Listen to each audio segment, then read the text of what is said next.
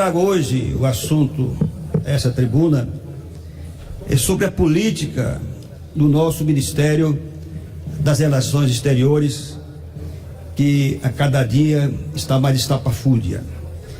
É evidente que não é isso que nós gostaríamos que fosse.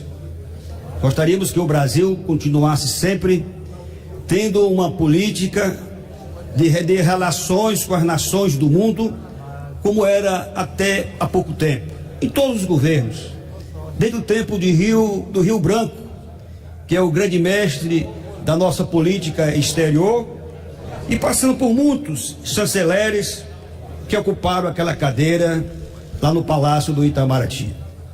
Recentemente, um presidente de uma associação de soja, de produtora de soja de Mato Grosso, ficou assim, meio chateado ou temeroso de que esse grande comércio que nós temos com a China, principalmente do agronegócio, que hoje é para o Brasil grande responsável pelo aumento do nosso PIB, o ministro, numa aula para o Instituto Rio Branco, disse o seguinte: nós não queremos vender soja e minério de ferro.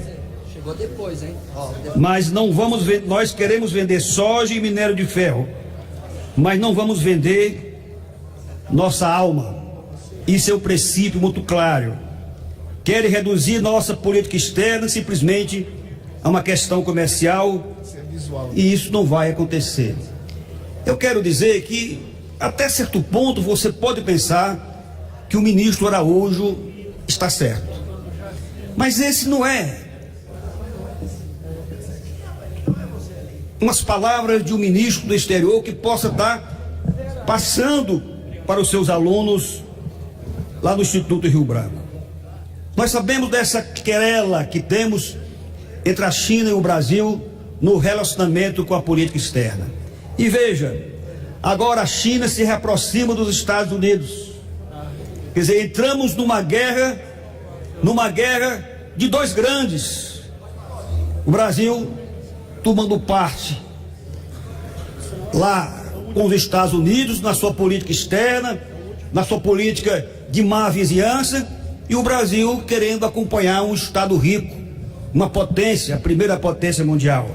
E agora, duas potências se encontram e nós podemos perder aí um comércio de 30 bilhões de dólares, incluindo soja, carnes, açúcar, etanol e outros produtos do agronegócio.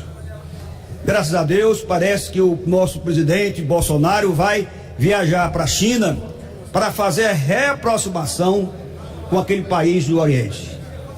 Claro, deve ir, mas foi um erro no nascedouro do seu governo. Está instigando as nações, principalmente quando o Brasil sempre foi um país pacífico. E nós temos aí 88% de nossa produção de soja para os chineses. Tomara que o presidente Bolsonaro possa de fato estar reaproximando essas relações comerciais com a China. Ainda bem que ele esqueceu, me parece que não vai mais transferir a embaixada brasileira em Tel Aviv para Jerusalém, que seria outro erro grande, um erro que faz com que nós, que nunca fomos beligerantes, possamos estar tomando um lado naquela guerra fratricida entre os israelenses e os países árabes. Depois, com toda a venha, não tem sentido essa tomada de partido lá por um lado na Venezuela. Também não tem sentido. Lá para trás, na década de 60, Jânio Quadros queria invadir a Guiana Francesa.